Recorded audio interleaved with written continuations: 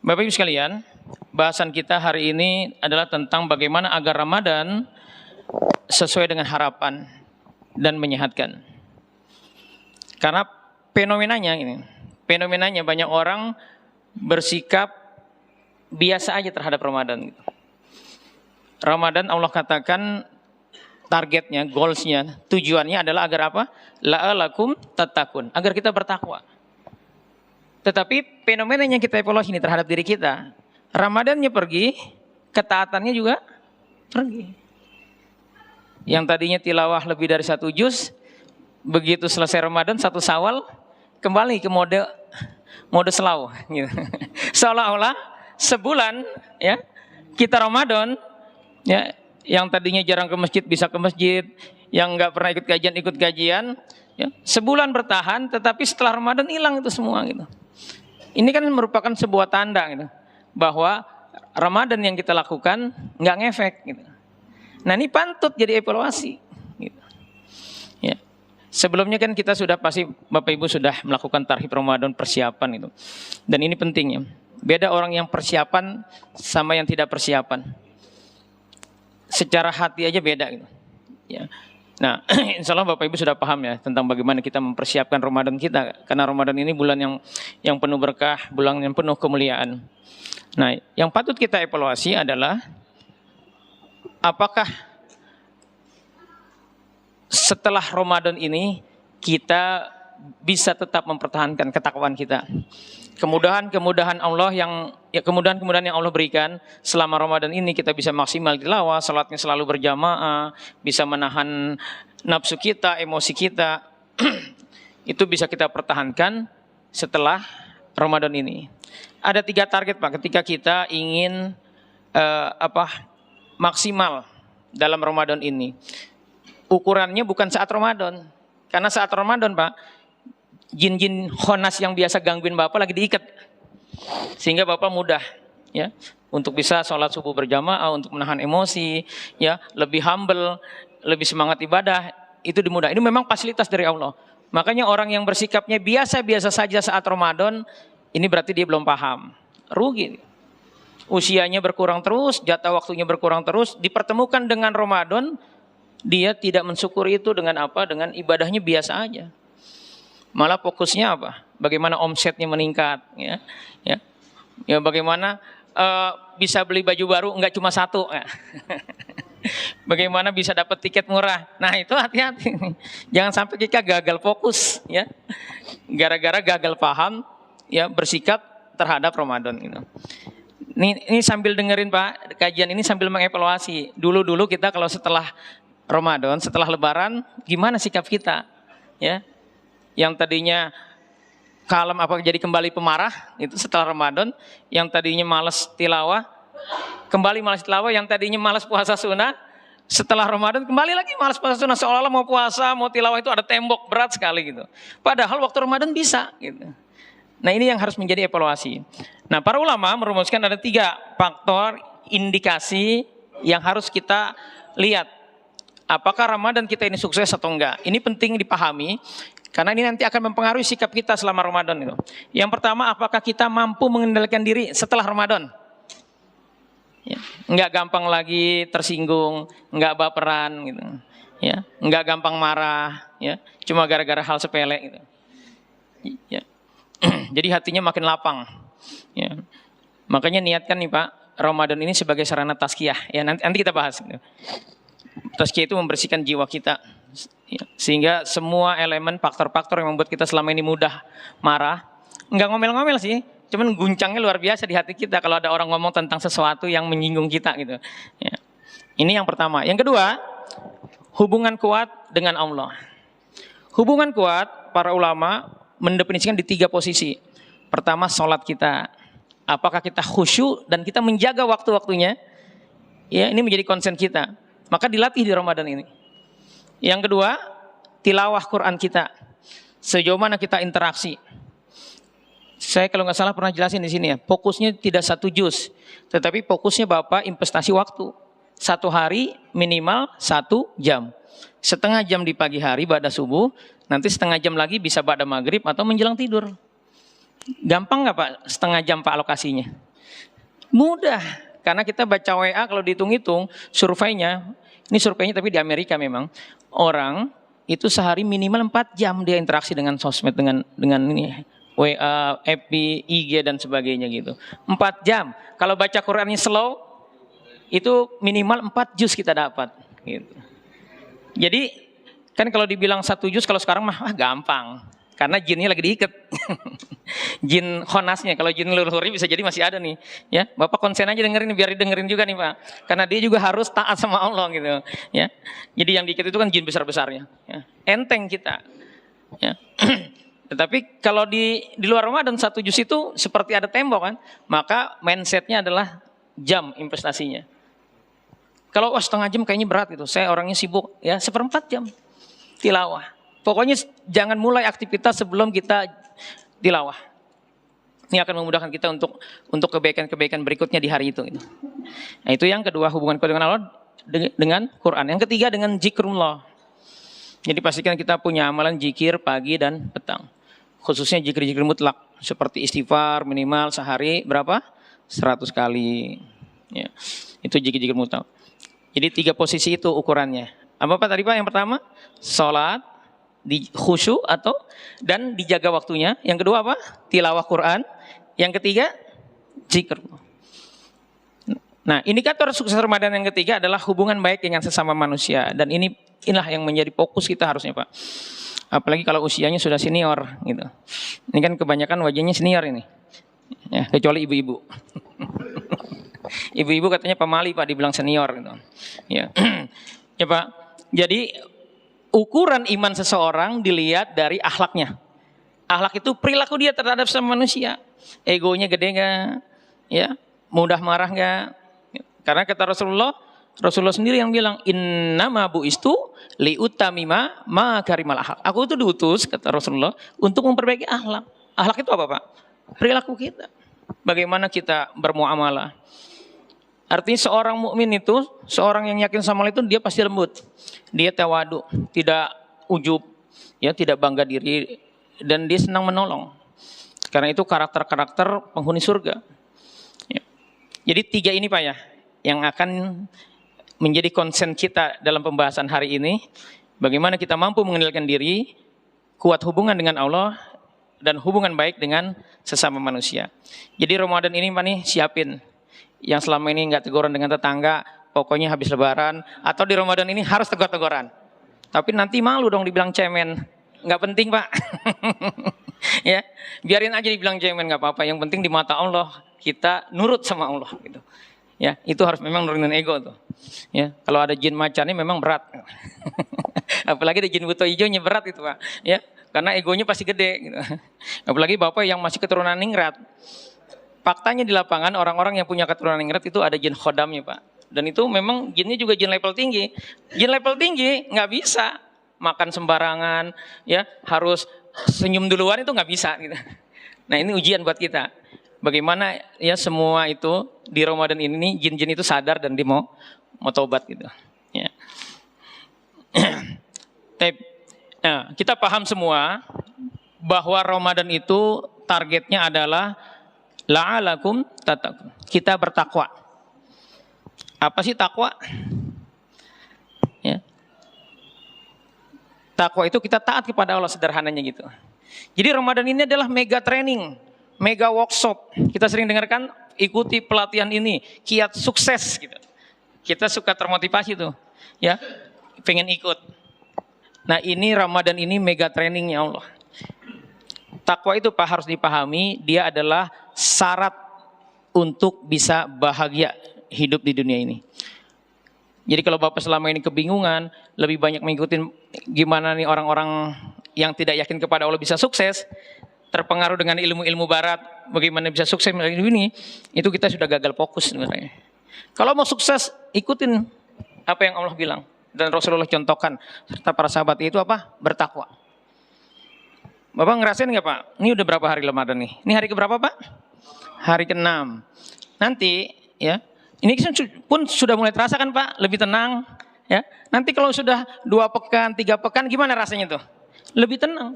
Apalagi kalau sudah masuk itikaf, lebih tenang. tilawah jadi lebih semangat, gitu kan? Itu terjadi kenapa? Karena kita sudah mulai meningkatkan hubungan kita kepada Allah. Kita banyak melakukan ketaatan-ketaatan ibadah, dan efeknya apa? Jiwa kita tenang. Dan ketenangan hati itu Pak, modal utama kebahagiaan. Jadi sederhananya, kalau kita mau sukses, taat aja sama Allah. Jangan melanggar aturan Allah, insya Allah kita akan sukses. Jadi jangan kemakan dengan jargon-jargon, teori-teori tentang bagaimana kita bisa bahagia, tapi ngambilnya dari orang-orang yang nggak yakin sama Allah, nggak akan bahagia. Semu itu. Terbuktikan banyak orang kaya, artis-artis yang non Muslim, hidupnya impian kita, tetapi matinya apa Pak? Matinya bunuh diri. Hidupnya nggak tenang, rumah tangganya berantakan. Kita masih tergoda untuk ikut-ikutan seperti itu. Padahal contoh terbaik itu adalah apa? Rasulullah dan para sahabat yang sudah dapat stempel dari Allah. Mereka adalah orang-orang yang Allah ridho kepada mereka gitu. Harusnya kita mengikuti mereka. Ya. Jadi puasa targetnya adalah bertakwa. Ya. Nah, penting juga kita memahami ya terkait tentang takwa ini kan syarat sukses. Sukses itu seperti apa sih? Ini terutama yang muda-muda ya.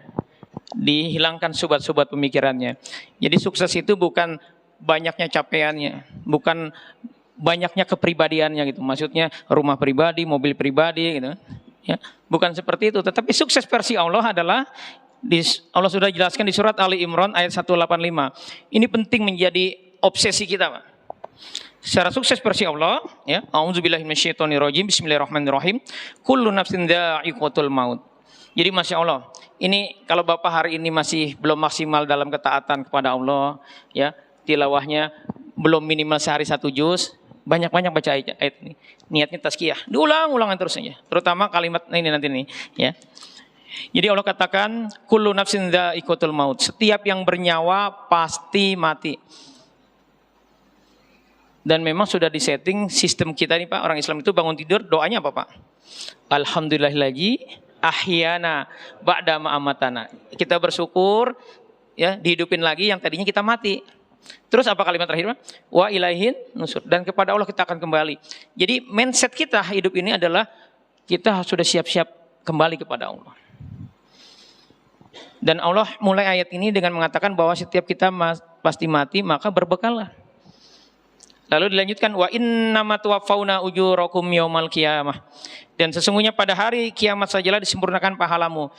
Jadi balasan dari kebaikan kita Pak bukan sekarang di dunia. Walaupun di dunia kita akan diberkahi oleh Allah, tetapi sempurnanya balasan itu nanti di akhirat. Maka jangan pernah ibadah citra rasa dunia. Sedekah biar bisnisnya omsetnya naik terus gitu. Ya. Nah, itu sebaiknya tidak seperti itu. Kita niatin bagaimana kita bisa punya istana di surga. Kebahagiaan orang puasa itu ada 2 kata Rasulullah. Pertama saat apa Pak? Saat berbuka. Nah, satu lagi yang harus kita dapat nih Pak. Dan ini harus menjadi obsesi, yaitu ketika kita nanti bertemu Allah. Itu harus benar-benar menjadi obsesi kita. Karena kalau sudah seperti itu obsesinya, kita bisa bye-bye tuh sama istri yang tanggal tua suka marah-marah, kita bisa sabar gitu. Ya, sama tetangga yang ngeselin bisa sabar karena kita berharap apa? Kita diridhoi oleh Allah. Nah, sekarang kita lanjutkan nih. Famang zuhdiha 'anin nar wa udhilal jannah. Kata Allah, kereta suksesnya barang siapa dijauhkan dari api neraka, jadi matinya husnul khotimah, tidak terkena siksa kubur, bisa langsung masuk surga, ya. Wa udhilal jannah faqad pas, dialah orang sukses kata Allah. Jadi sukses versi Allah itu bukan capaian dunianya. Semua yang di dunia sudah ditentukan. Dan jangan bangga kita dengan capaian dunia kita Pak. Ya, rumahnya paling gede, mobilnya paling banyak, jangan bangga. Ya, karena kriteria suksesnya bukan itu. Karena kalau Bapak bangga-banggain itu sehingga Bapak ada rasa ujub, ya. Qarun, Fir'aun, Namrud seperti itu Pak. Capaian dunianya Masya Allah impian kita. Mungkin kalau dia hidup zaman sekarang followernya banyak tuh. Karena sukses versi dunia gitu. Ganteng, kaya, ya kan maunya laki-laki tuh, ganteng, kaya, istrinya banyak Pak, ya, depositonya banyak gitu.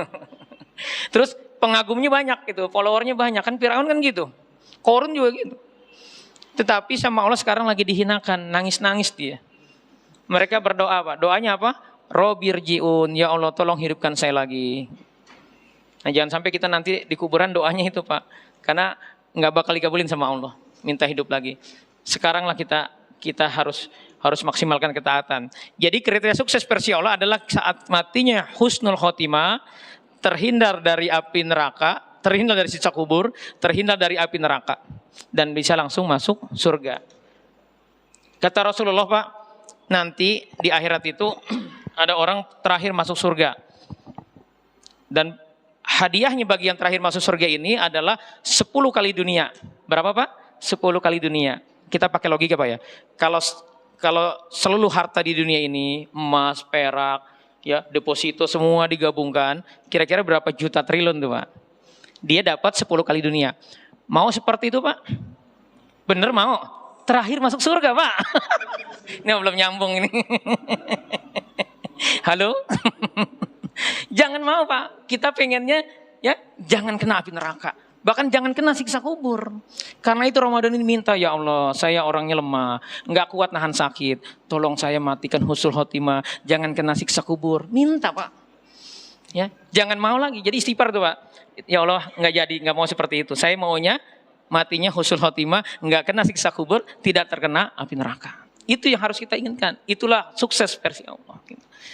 Nah, lalu dilanjutkan ini ujiannya Pak nih. Wa mal hayatud dunya illa mataul gurur. Dan sesungguhnya ya, kehidupan dunia itu tidak lain hanyalah kesenangan yang memperdaya. Jadi kalau kita berbangga-bangga dengan capaian dunia kita, ya sesungguhnya ini kita sudah terperdaya. Jadi yang muda-muda ini rubah orientasinya. Ya, bukan lagi bagaimana nih ya nanti bisa punya rumah pribadi, mobil pribadi, bukan itu. Kalau itu takdir kita akan tercapai. Yang penting kita jangan malas, kata kuncinya gitu. Ya, dan kalau memang itu kebutuhan kita, minta sama Allah. Insya Allah nanti dimudahkan. Ya. Jadi kriteria suksesnya seperti ini, supaya Ramadan kita jadi semangat. Gitu. Dan apa sih kepentingan takwa Pak? Iman dan takwa itu adalah syarat kebahagiaan. Allah sudah janjikan di surat An-Nahl ayat 97, "Man 'amila sholihan min zakarin aw untha wa huwa mu'minun falanuhyiyannahu hayatan thayyibah."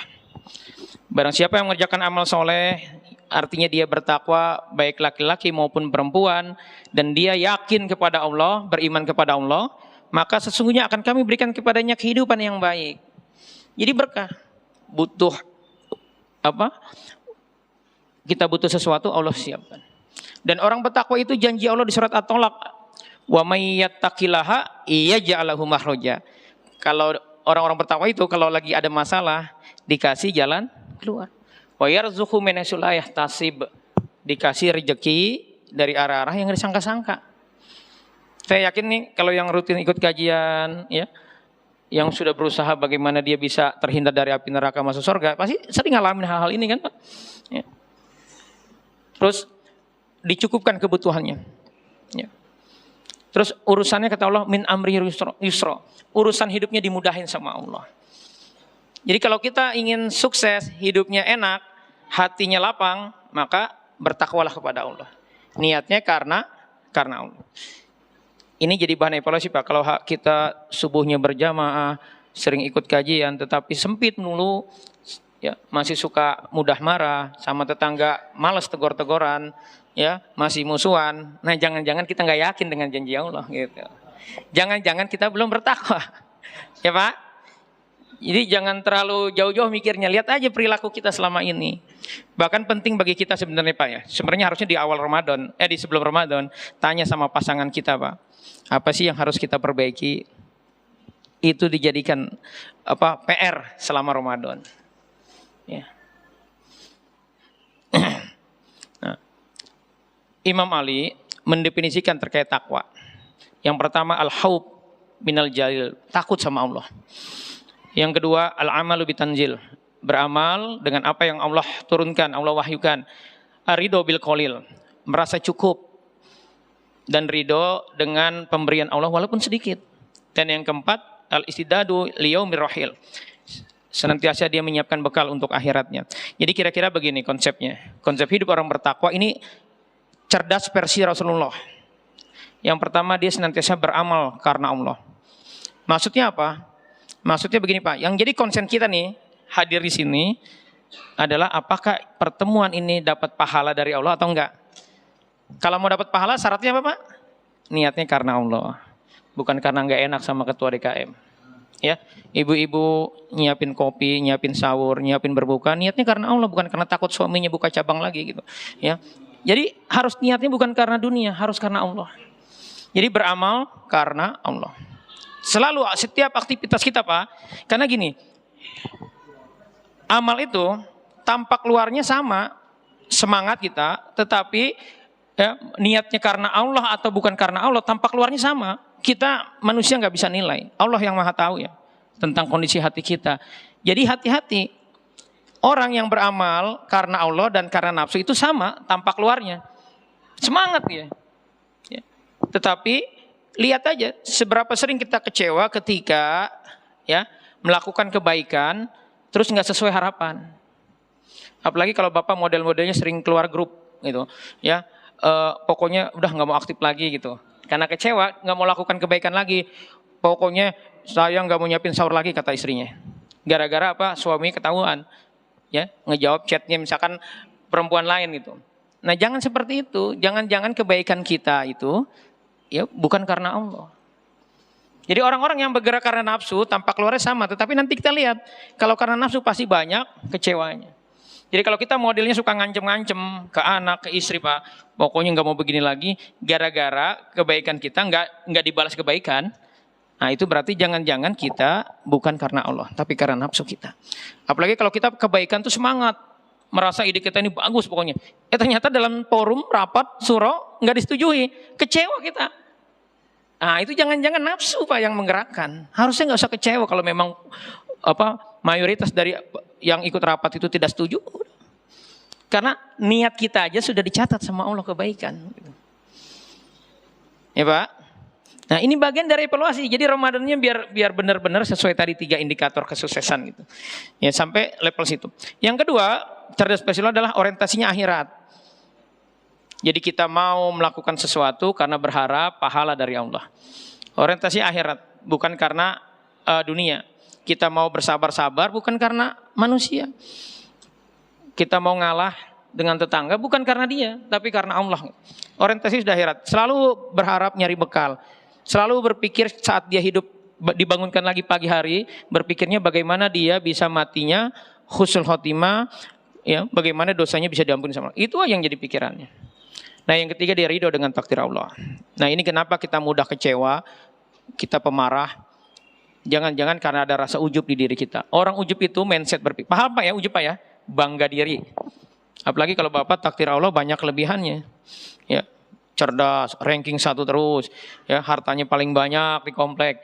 Nah itu sangat mungkin ada rasa ujub. Nah orang-orang ujub ini, kalau kita pelihara ujub kita, ujub itu bangga diri tapi nggak disebutin di dalam hati aja, kayaknya paling ganteng nih saya gitu kan, kayaknya paling keren gitu. Itu nggak diucapin di dalam hati aja, maka siap-siap aja Bapak akan mudah kecewa. Dengan hal sepele akan mudah kecewa. Karena orang ujub itu punya mindset segala sesuatu bisa dia setting sesuai pikirannya. Karena selama ini takdir Allah selalu sukses gitu. Nah ini hati-hati. Jangan sampai kita terbentuk seperti itu. Karena rasa itu ada, berarti apa tuh? Sebesar biji jarah kesombongan ada, kita akan terhalang dari api neraka. Jadi tawadhulah. Jadi kalau kita mau ternyata kata istri pemarah, jangan-jangan ada rasa itu Pak. Ya, jadi dievaluasi. Nah orang-orang pemarah juga artinya dia belum ridho dengan takdir Allah. Banyak orang yang menyimpan kesedihan, kesannya bagus, ya. Orang tuanya meninggal saat SMP.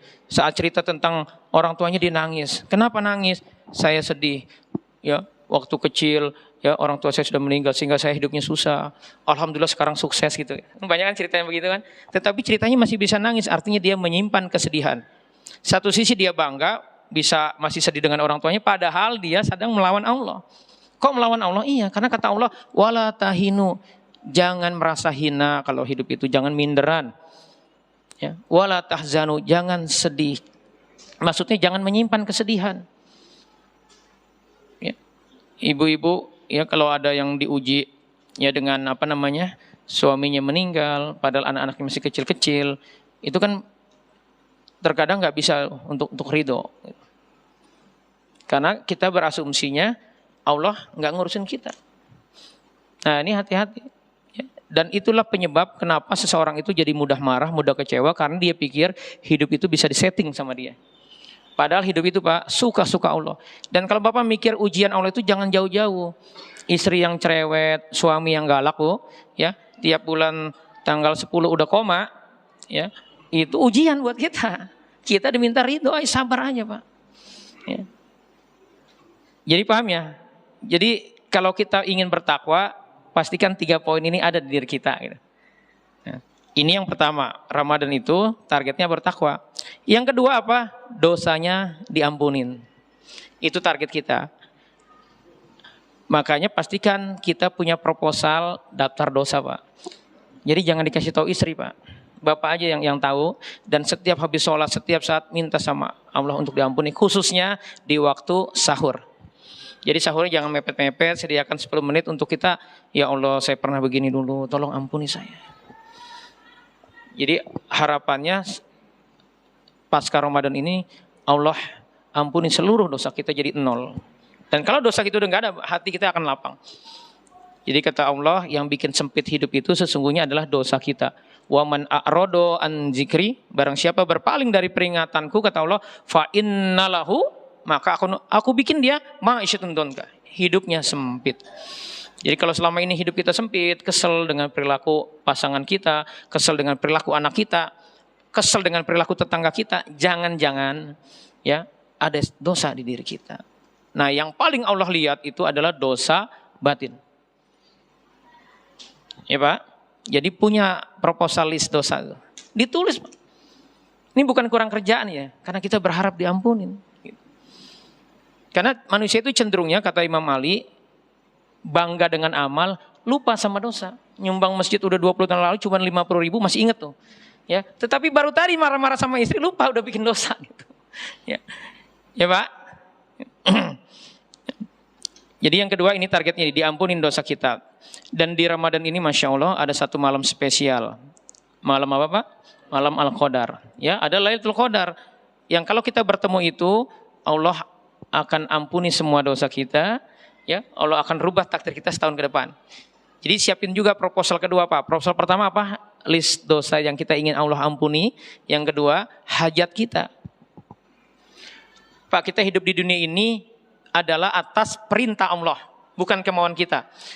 Kita nggak pernah kan minta sama Allah, ya Allah tolong tinggalnya di dekat Masjid Al-Mujadid. Gitu nggak ada yang minta gitu kan? Tinggalnya di Royal ini nggak ada. Jadi kita itu by desainnya Allah, skenario Allah. Maka ridholah dengan itu semua.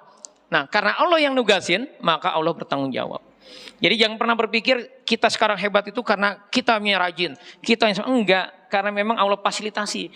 Nah, kalau Bapak banyak kelebihannya, bisa berkontribusi di banyak hal, lakukanlah itu.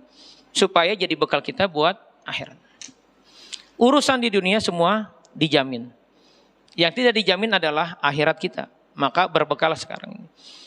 Jadi jangan pernah kita merasa sedih dengan takdir hidup kita, dan jangan pernah kita merasa bangga. Karena kalau itu ada, akan sulit buat kita untuk bisa muhasabah ini.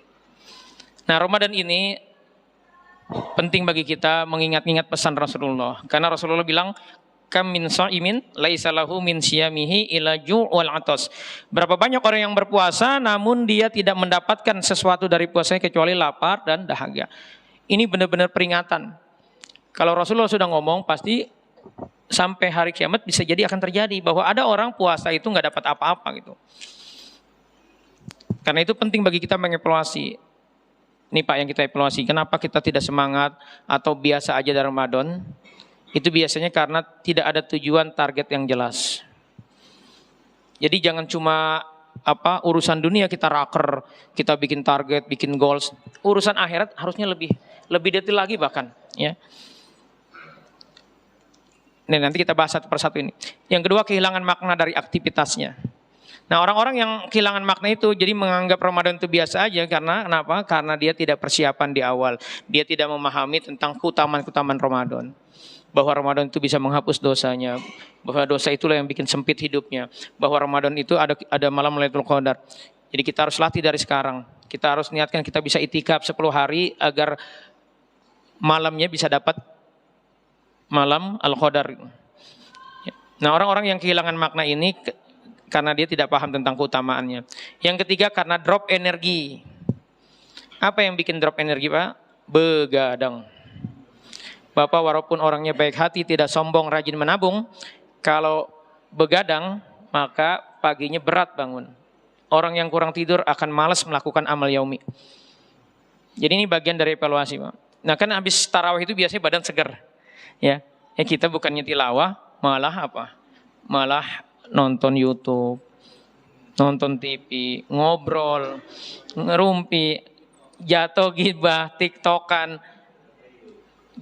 Di atas jam 11 baru tidur. Sementara jam 3, setengah 4 harus sudah bangun lagi. Lemes sudah badan kita.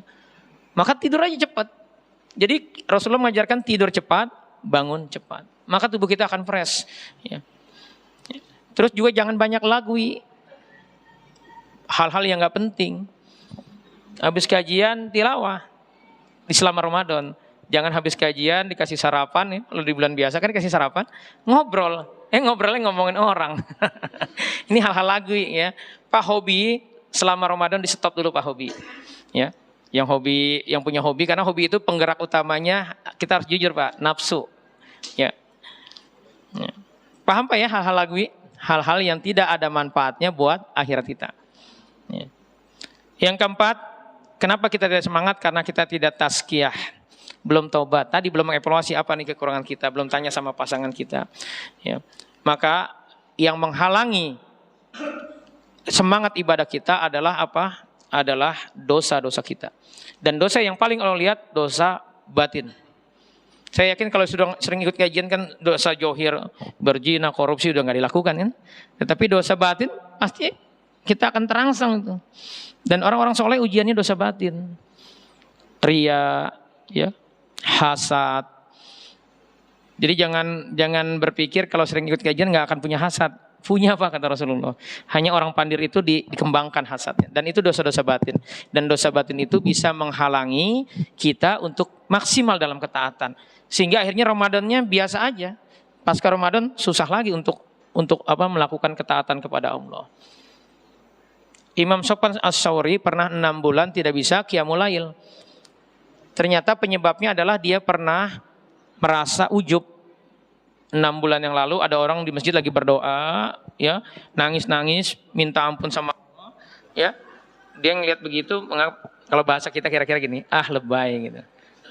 Apa kondisi logika kita, apa hati kita saat membilang orang yang sedang doa itu minta ampun sama Allah, doanya diangkat nangis-nangis itu, terus kita bilang lebay. Apa? Karena kita merasa lebih baik. Karena dia ulama. Dia istighfari, besoknya bisa qiyamul lail. Padahal 6 bulan terhalang. Itu dosa johir apa dosa batin, Pak? Dosa batin. Jadi waspadalah kita terhadap dosa batin. Berikutnya, bagaimana agar lebih baik? Maka pertama kita muhasabah, evaluasi diri. Pak, muhasabah atau evaluasi diri ini hal penting. Kenapa? Karena dari sinilah kita berangkat. Jadi tahu dulu ya, hal yang harus kita perbaiki selama Ramadan ini. Yang kedua, taubat dan tazkiyah. Yang ketiga, menetapkan target dan strategi. Yang keempat, tawakal kepada Allah. Kita bahas satu persatu ya. Jadi muhasabah dan evaluasi diri adalah mengenali kelemahan diri dalam beramal. Apa yang membuat kita seringkali malas dalam kebaikan, malas tilawah, sulit puasa sunnah. Apa? Nah, itu dievaluasi, ditulis. Terus mengingat dosa-dosa yang pernah dan masih dilakukan. Ya, kalau masih suka gibah, ditulis. Tadi kalau bingung tanya dengan pasangan kita, dengan anak kita. Ya. Nah, yang berikutnya adalah mengevaluasi kondisi hati atau jiwa. Dari apa? Mengevaluasinya dari emosi negatif. Masih mudah marah gak selama Ramadan ini? Masih dendam gak? Masih menyimpan dendam gak? Masih menyimpan kesedihan gak? Ibu-ibu paham Bu ya? Karena yang paling banyak menyimpan kesedihan ini ibu-ibu. Apa ciri orang menyimpan kesedihan Bu? Peristiwanya sudah lebih dari setahun. Kalau cerita masih bisa nangis. Itu berarti menyimpan kesedihan. Ya.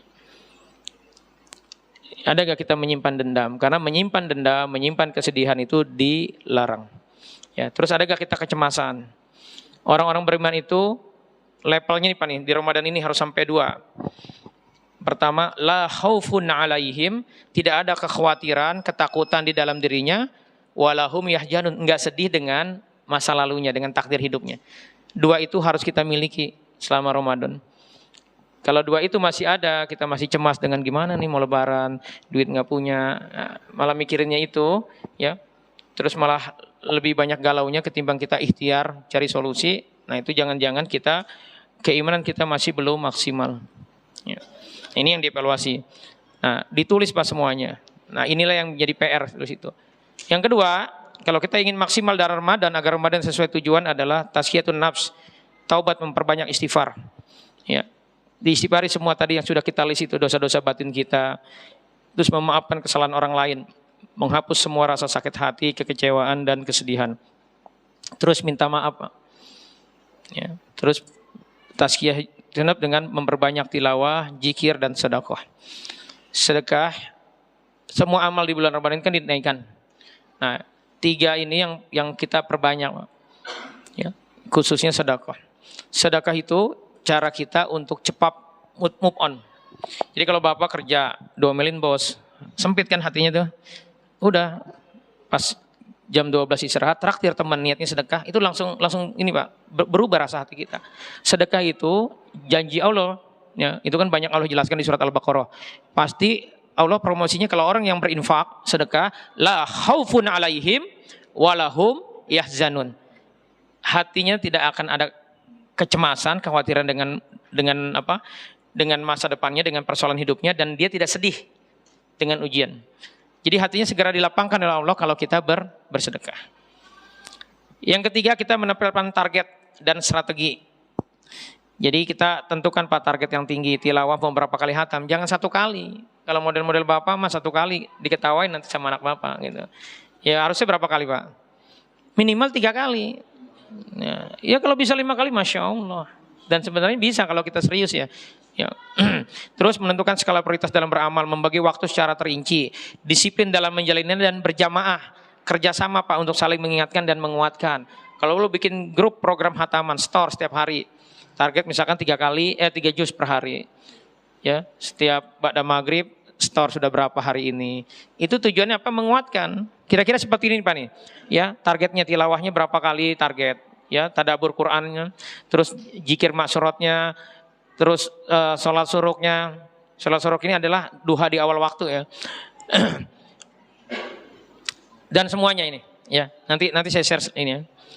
Nah, yang berikutnya adalah yang keempat, agar agama dan sesuai harapan adalah kita doa dan tawakal kepada Allah.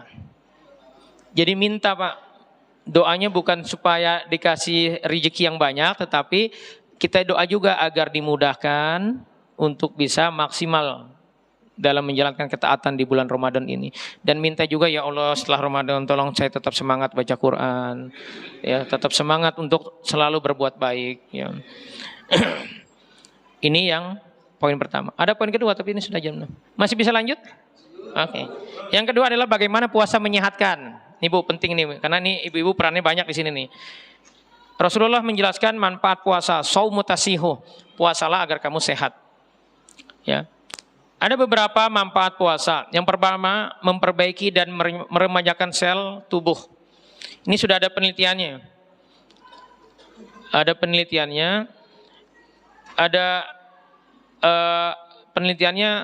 Ada tikus yang dibagi 5 kelompok. Yang pertama, tikusnya dibikin puasa Senin Kamis. Jadi setiap Senin Kamis nggak dikasih makan. Terus dibikin puasa Nabi Daud. Sehari makan, sehari enggak. Terus yang ketiga, setiap hari puasa. Yang keempat, puasa tidak buka-buka. Ya. Yang kelima, tidak puasa diberi makan terus. Ternyata yang umurnya panjang Pak, yang puasa tikus yang dipuasa Senin Kamis dan yang puasa Nabi Daud. Yang puasa setiap hari mati. Ya. Ya. Yang dikasih makan enak umurnya pendek. Jadi kalau mau panjang umur salah satu syaratnya adalah makannya sedikit. Gitu. Tapi tidak berlaku kalau lagi acara ngumpul iftar jama'i. Jangan terbalik. Giliran di rumah marah-marah melulu kalau makanannya sedikit. Giliran iftar jama'i jaim. Imam Syafi'i mengajarkan kepada kita, Pak, kalau makan dibuat oleh orang soleh, makannya yang banyak. Karena apa? Karena itu adalah obat. Jadi kalau diundang makan, ya sama ketua DKM, makan yang banyak. Gitu. Untuk apa? Supaya itu jadi obat gitu. Karena makanan orang soleh pasti halal, berkah. Gitu. Ya Pak? Jadi jangan malu kalau diundang makan atau iftar jama'i makannya dikit. Yang banyak nggak apa-apa Pak. Tapi kalau hari-hari biasa di rumah makannya usahakan sedikit. Nah, kesalahan mindset kita dalam Ramadan, kita cuma nggak makan saat subuh sampai maghrib.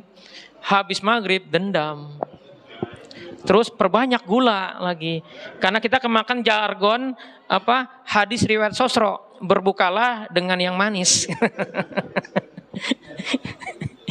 Ya, jadi Pak, makannya kurangin. Ya nanti kita bahas ini dulu ya. Terus ya. Manfaat puasa berikutnya adalah detoksifikasi, pembuangan racun tubuh. Penelitian nih Pak, hanya butuh 7 hari itu kanker di tubuh kita bisa mati kalau puasanya hindari gula. Ya, kurangi gula. Kalau bisa dihindari. Gulanya pakai yang alami, ya. Terus kurangi tepung. Ya. Kurangi yang berpengawet dan perasa. Ya. Jadi makannya sedikit aja. Ya. Terus meningkatkan imunitas. Ini insya Allah sudah banyak penelitiannya ya. Dan menghambat sel kanker. Ya. Juga meningkatkan fungsi organ reproduksi. Ini yang belum punya anak, ya, itu Ramadan itu bisa kita doa, kita perbaiki pola makan kita. Ya bisa memperbaiki fungsi organ reproduksi kita. Karena sudah ada penelitian ayam-ayam yang sudah ayam petelur yang sudah bertelurnya sudah sedikit itu dipuasakan. Setelah dipuasakan ternyata penelitiannya dilakukan berkali-kali, telurnya jadi banyak lagi gitu. Jadi fungsi reproduksi jadi kembali aktif. Ya. Dan setan itu Pak, setan dari golongan jin, cara kita melemahkannya gimana? Sering-seringlah puasa. Kurangi makan kita, maka emosi kita akan terjaga. Gitu. Ya. Karena begini, ya tubuh kita Pak ada namanya pH, peroksida hidrogen. Idealnya tubuh kita itu pH-nya harusnya 7,36. Jadi tidak asam, ya, dan tidak basa. Nah, ini penting karena Bapak walaupun orangnya baik hati, tidak sombong, rajin menabung, sering ikut kajian, kalau makannya makanan yang mengandung unsur bisa membuat darah kita jadi asam, maka Bapak akan mudah emosi. Ya. Nah, darah yang asam itu tubuh menguras mineral. Ya. Kita kalau sering kali makannya yang bisa menyebab asam, maka usia 50-an dengkul sudah mulai sakit. Ya. Kenapa? Karena kalsium kita banyak terserot. Ya. Terus yang kedua, berkembangnya bakteri, penyakit jadi tumbuh. Yang ketiga, memicu sel abnormal atau sel tumor dan kanker. Terus sel darah putih jadi pasif, sehingga daya tahan tubuh menurun. Yang kelima, sel darah merah menggumpal, sehingga nutrisi dan oksigen tidak tersebar ke seluruh tubuh. Gitu. Nah, apa saja makanan yang bisa bikin darah kita asam, Ibu? Ya. Pertama, nasi putih. Ya, kenapa sih nasi putih di Indonesia kok gini? Karena mohon maaf ya, saya dapat info dari pedagang beras besar ini. Itu mayoritas beras kita itu mengandung urea. Gitu. Maka kalau punya duit pakai beras merah atau beras organik. Nah, Ramadan ini kurangi nasi putih kalau memang bisa. Terus tepung terigu. Apa turunan tepung terigu, Pak? Gorengan. Mie instan. Nah, yang ketiga susu formula. Ya. Susu formula itu kadar gulanya tinggi. Terus gula pasir. Minuman berkarbonat. Paham Pak ya? Minuman berkarbonat ya. Terus makanan minuman instan yang berpengawet. Ya. Terus obat-obat kimiawi. Yang kedelapan jeroan. Ya. Yang ke-9 minyak goreng. Bu, ada 7 cara masak, Bu. Ditumis, dikukus, direbus, dipanggang, ya. Di apa lagi tuh? Dipepes. Ya, kita seringnya pakai gayanya cuma digoreng, Ya. Akhirnya harga minyak naik, pusing kepala kita. Padahal ada 7 cara masak gitu. Ya. Nah karena itu, nih ya ini tipsnya aja. Nih saya kumpulkan dari tulisan para dokter. Bagaimana sahurnya bisa bekerja tadi ya. Puasanya jadi menyehatkan. Yang pertama Pak, kita minum gelas air putih saat bangun tidur ya, sebelum sahur. Kan sehari katanya harus 8 gelas. 6 gelas dari buka puasa sampai tidur, 2 gelasnya saat kita bangun tidur. Walaupun lebih bagus.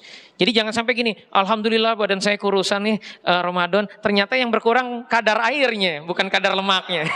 Kenapa? Karena bukanya gorengan terus. Padahal kadar airnya yang berkurang gitu. Nah, ya, terus perbanyak makanan berserat, buah, sayur, nasi merah, umbi ya. Terus konsumsi protein nabati, kurangi yang hewani. Jadi dihemat Pak uangnya. Jadi jangan makan daging kalau bisa. Gitu. Uangnya dikemanain? Buat sedekah. Nah. Terus hindari makan berlemak, santan, asam, tepung dan digoreng. Oh, ini susah banget katanya. Ya ini kalau kita pengen sehat Pak. Ya. Terus hindari teh, kopi, gula, pasir. Ya. Saat sahur. Kenapa sih kok hindari teh? Ini saya baca jurnalnya karena teh itu sama kopi diuretik. Tapi kalau ternyata untuk kebutuhan bagaimana supaya pada subuhnya bisa tilawah 2 juz, ya nggak apa-apa juga kita ngopi. Gitu. Tapi ngopinya sebelum makan sahur. Ya. Ya. Iya sebaiknya tanpa gula ngopinya. Terus tips berbukanya. Awali dengan kurma. Kalau nggak ada kurma air putih. Kalau nggak punya kurma gimana? Pakai pisang atau apel. Ya. Terus hindari makanan berlemak, santan, asam, gula dan digoreng. Ya. Jadi Bapak walaupun puasanya nggak batal, full sebulan, tapi tiap buka gorengan terus, sama aja bohong. Nggak bekerja tuh saumutasihunya. Ya. Terus makan berat setelah sholat maghrib atau taraweh. Ini tergantung style Bapak ya. Bu, saya tuh kalau makan habis taraweh. Saya penasaran, wih kuat amat gitu. Begitu saya lihat dia berbuka, makan kolak, ya takjilnya banyak banget yang dimakan, pantesan nah. Ya makannya banyak gitu. Pak kalau makan banyak sebelum biasanya ngantuk kalau kita makan banyak. Dan tubuh itu jangan disiksa Pak. Habis puasa seharian langsung makan banyak. Sama kayak Bapak bangun tidur disuruh langsung nyuci 2 bakul, ya pasti berat gitu kan. Terus juga gini, kenapa banyak orang puasa? Kok saya puasa baru 3 hari jadi flu batuk? Karena buka puasanya pakai es. Nah kalau yang doyan seperti itu rubah Pak. Ibu ya kalau walaupun kita nih menjaga kesehatan, tapi kalau buka puasanya saat usus lagi kering, lagi panas, tiba-tiba kita siram es, maka ususnya akan mengkeret dan akhirnya kita jadi flu. Jadi kalau usia model-model gini yang banyak senior, bukanya kalau bisa pakai air hangat Pak. Ya. Nah, terus pastikan minum minimal 5 gelas air putih. Ini minimal Pak ya, dari berbuka sampai sebelum tidur. Gitu. Tapi mungkin ini yang bisa saya sampaikan ya. Semoga bermanfaat. Ya. Billahi taufiq wal hidayah.